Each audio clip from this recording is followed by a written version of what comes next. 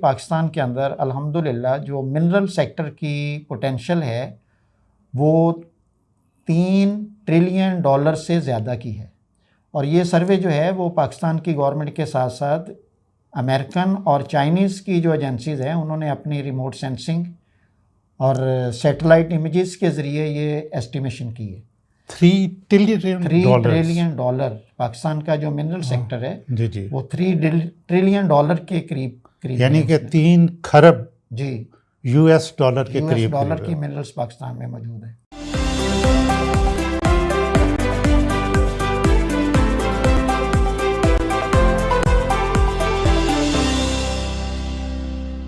अस्सलाम वालेकुम, आप देख रहे हैं खालिद इकबाल यूट्यूब चैनल।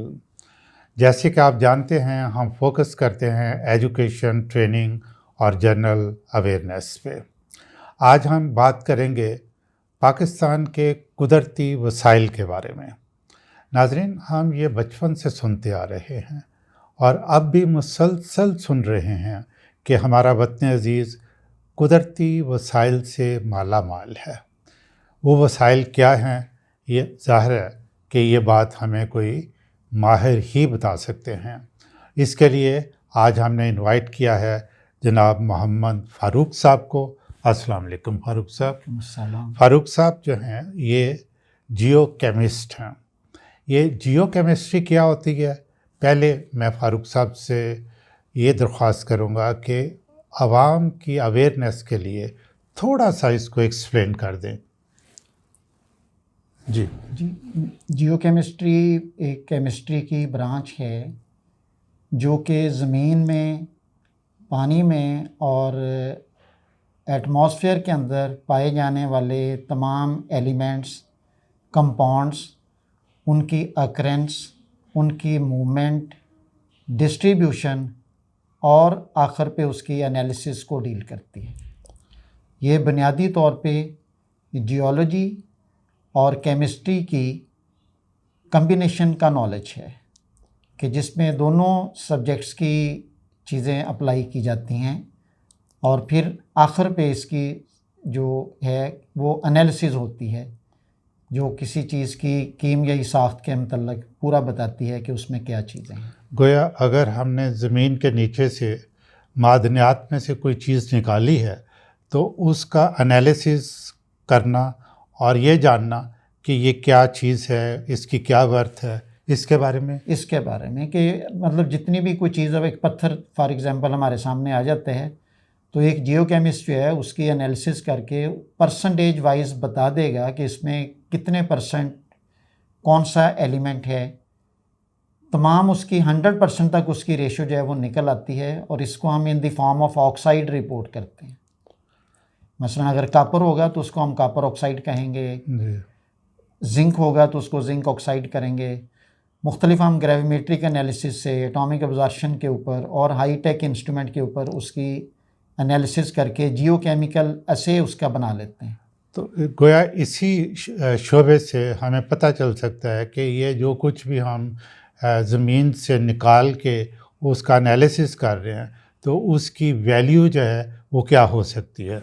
जी एग्जैक्टली कि जब हमें एक और से पता चल जाएगा कि इसमें इतने परसेंट फ़लाँ चीज़ है तो फिर उसके एक्सट्रैक्शन के बाद कि जब वो चीज़ निकलेगी कि उतनी ही निकलेगी और उसकी फिर मार्केट वैल्यू के हिसाब से हम देख लेंगे कि उसकी क्या, उस चीज़ की क्या वर्थ है। क्या कोई पाकिस्तान की गवर्नमेंट ने कोई एवेल्यूएशन की हुई है कि पूरे पाकिस्तान के अंदर जो भी कुदरती वसाइल हैं उनकी क्या वर्थ है, कोई इस तरह कोई एस्टिमेशन की हुई है गवर्नमेंट ऑफ? इसमें मुख्तलिफ डिपार्टमेंट्स जो है वो काम कर रहे हैं। मसलन जोलॉजिकल सर्वे ऑफ पाकिस्तान है जो कि पायनियर ऑर्गेनाइजेशन है, वो उसका काम ही यही है कि वो जोलॉजिकल सर्वे करते हुए ये पता करे कि एक फ़लाँ जगह के ऊपर कौन सी चीज़ जो है वो पाई जाती है, कौन सा डिपॉज़िट है और उसके बाद उसकी एनालिसिस के बाद वो चीज़ें सामने आ जाती हैं। मिलने को तो आपको हर चीज़ मिलेगी लेकिन वो वर्थेबल उसी वक्त होगी जब वो इकोनॉमिकली एक्सट्रैक्शन के बाद सामने आए।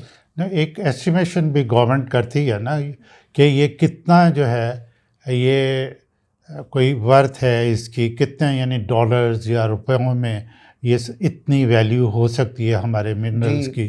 कोई ऐसा तखमीना लगाया गया है जी ये कोई तखमी एनालिसिस के बाद जो है? जी ये तखमीना है कि पाकिस्तान के अंदर अल्हम्दुलिल्लाह जो मिनरल सेक्टर की पोटेंशियल है वो $3 ट्रिलियन से ज़्यादा की है। और ये सर्वे जो है वो पाकिस्तान की गवर्नमेंट के साथ साथ अमेरिकन और चाइनीज़ की जो एजेंसीज़ हैं उन्होंने अपनी रिमोट सेंसिंग और सैटेलाइट इमेजेस के ज़रिए ये एस्टिमेशन की है।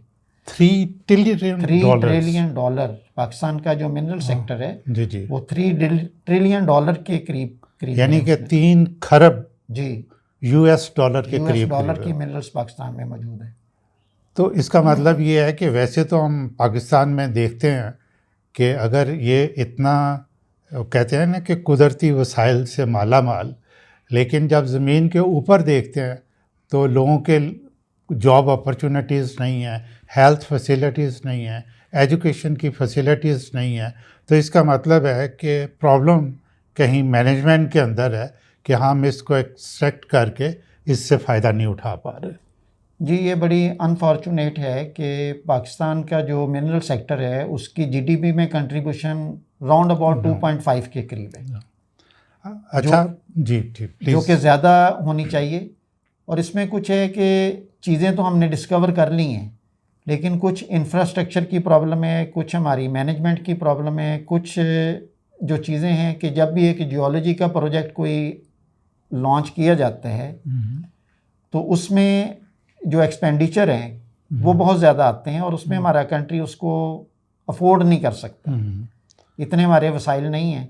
और जो प्रोजेक्ट हमारे बिल्कुल डिस्कवर हो चुके हैं वो अनफॉर्चुनेटली फंक्शनल नहीं हो चुके, जिसमें कि हमारा सेंधक का प्रोजेक्ट कापर जो माइन हमारी बलूचिस्तान अच्छा में है। इस पे हम आते हैं, मैं इस पे ज़रा थोड़ा सा डिटेल में अलहदा बात करूँगा और हो सकता है हम सेकंड सेगमेंट में इसको ले जाएं। अभी ज़रा आप लोगों को ये बताएं कि कौन कौन से जो ना ये वसाइल जो ना मौजूद हैं पाकिस्तान के अंदर जो ना।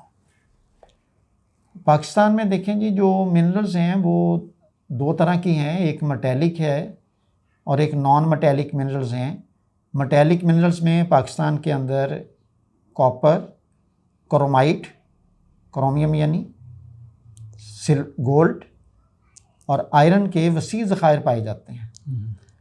और ये मतलब जो कापर के और गोल्ड के ज़खायर हैं ये हमें मिलते हैं बलूचिस्तान में, और इसके अलावा ये हमें शुमाली वज़ीरिस्तान के अंदर भी मिलते हैं, KP कीर के अंदर। और जो आयरन के ज़खायर हैं ये रिसेंटली जो है वो चन्योट के अंदर अच्छी क्वालिटी का जो आयरन है वो हमें मिला है। और इसके अलावा कालाबाग की जो साइट्स है पंजाब के अंदर वहाँ भी हैं।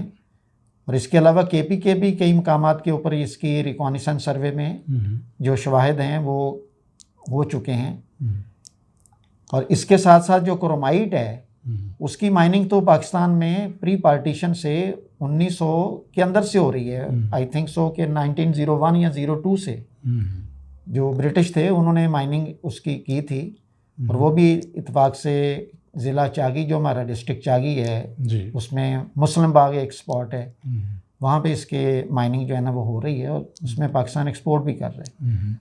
और जो नॉन मेटेलिक मिनरल्स हैं जी। उसमें से जो लाइमस्टोन है उसके सर ज़खायर जो हैं वो अनएग्जॉस्टेबल हैं। अच्छा अच्छा, यानी यू कांट मेजर वो किस जगह पे हैं? वो पाकिस्तान के अंदर हर जगह के ऊपर है। अच्छा अच्छा, जितने भी आपकी एरियाज है उसमें लाइमस्टोन अच्छी क्वालिटी का है। और लाइमस्टोन एक ऐसी आपकी मिनरल है कि जो सीमेंट इंडस्ट्री में 90% जिसका यूज़ है। इसमें हम कोई एक्सपोर्ट भी कर रहे हैं कोई? इसमें सीमेंट पाकिस्तान एक्सपोर्ट कर रहे हैं जी।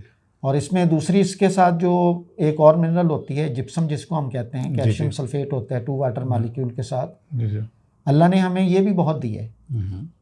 और ये दो चीज़ें जो हैं सीमेंट इंडस्ट्री के लिए लाजमी जुज़्व होती हैं, और लाइमस्टोन भी और जिप्सम भी। तो जिप्सम जो है पाकिस्तान का जो अप्रॉक्सीमेटली 92% जिप्सम जो है वो हमें KP से मिलता है और अच्छी ग्रेड का है, अच्छी क्वालिटी का है। अच्छा, थोड़ा सा पेट्रोल के बारे में बताएं, क्योंकि पेट्रोल जो है ना लोगों का एक बहुत बड़ा इशू भी है और उनके इस्तेमाल की चीज़ भी है। लोग ये ज़रूर जानना चाहते हैं कि जी ये पेट्रोल कहाँ से है और हम कितना निकाल रहे हैं या कितना निकाल सकते हैं। पेट्रोल का सर ये है कि पाकिस्तान में जो पेट्रोल के ज़खायर हैं वो डिस्कवर तो हो चुके हैं। ये इनिशियली जब ये जियोलॉजी का डिपार्टमेंट 60s में मार्ज़ वजूद में पाकिस्तान में नॉलेज इसका आया है, उससे पहले तो नहीं था।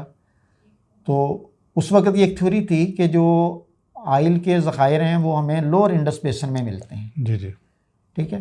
और उसमें जैसे कि मशहूर हमारा जो एरिया है वो सुई के मकाम से हमें मिला गैस का 1956 में शायद अप्रॉक्सीमेटली ईयर। तो उसके इस नाम की वजह से उसका नाम हमने सुई गैस रख दिया, कुदरती गैस का था। जी जी। लेकिन वक्त के साथ साथ ये थ्योरी चेंज हुई और अब जो आयल के ज़खायर हैं वो हमें पंजाब से भी मिलते हैं। जैसे हमारा सबसे पहले पंजाब में तूत आयल फील्ड था जो 1960s में डिस्कवर हुआ। मेआइल आयल फील्ड है, बल्कसर है, और इवन अब KPK में भी जो है वो उसकी डिस्कवरीज कोहाट डिस्ट्रिक्ट में हुई हैं ऑयल्स की। और जहाँ आयल होता है जाहिर है कि उसकी अपर फेस के ऊपर गैस भी होती है।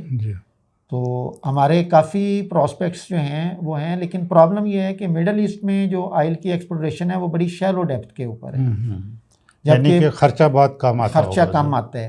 और पाकिस्तान में जो आयल की हमें जो प्रॉस्पेक्ट्स मिलती हैं वो कम्प्लेक्स जियोलॉजिकल स्ट्रक्चर्स में हैं, हार्ड रॉक्स में हैं, और वो सेवरल 1000 मीटर तक हमें उसकी ड्रिलिंग करनी पड़ती है। अच्छा, ऑफशोर कोई हमारा ऑयल के रिजर्व्स हैं? कोई ऑफशोर के जो रिजर्व्स हैं उसमें यानी वो केकड़ा वेल का जो कॉन्सेप्ट आया था वो अनफॉर्चुनेटली वो due to some technical reasons वो फेलियर की तरफ गया।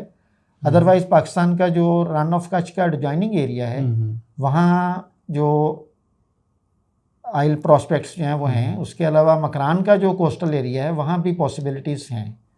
ये रिकॉनिसेंस सर्वे में ये चीज़ें आई हुई हैं, लेकिन बात फिर वही आ जाती है कि हमारे पास इतने वो नेचुरल रिसोर्सेज को अप टू द मार्क उसको यूटिलाइजेशन के लिए कुछ जो ड्रॉबैक्स आ जाते हैं, जिसमें स्पेशली फंडिंग आ जाती है, वो हमारे पास उसमें पाकिस्तान लैग कर जाता है।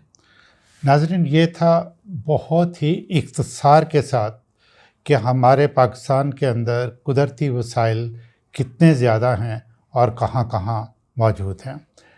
हम अपने नेक्स्ट सेगमेंट में 2 प्रोजेक्ट्स की बात करते हैं जिनका ज़िक्र अखबारों में बल्कि दुनिया के अखबारों में बहुत ज़्यादा होता है।